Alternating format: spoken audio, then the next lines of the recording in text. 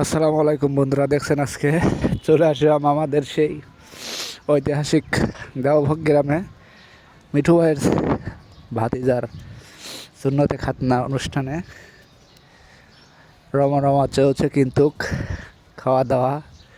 সেই সাথে দেখছেন আমাদের ফারুক ভাই এসে ঘুরছে খাওয়ার জন্য, আরও আছে কিন্তু বকুল ভাইও খাওয়ার জন্য ঘুরছে, আতা পাতা করছে কিন্তু কিন্তু কী যেন একটা টানাটানি করছে। তো যাই হোক, চেয়ার বসবার জন্য তারা কিন্তু খাতা কলমের দায়িত্ব আছে এবং আমার সবুজ ভাইও সঙ্গে আছে। আমরা সবাই কিন্তু একসাথে আসছি মিঠু ভাইয়ের ভাতিজার সুন্নতে খাতনার দাওয়াত খেতে।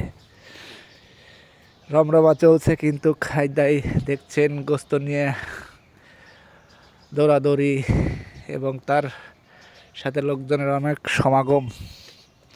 এই যে আমাদের মিঠু ভাই কিন্তু দৌড়াদৌড়ি পাচ্ছে একটু দূরের রাস্তা, তাই আবার দই নিয়ে সবাই হইচই করছে, দেখছেন লাফালাফি, কি আর মজা।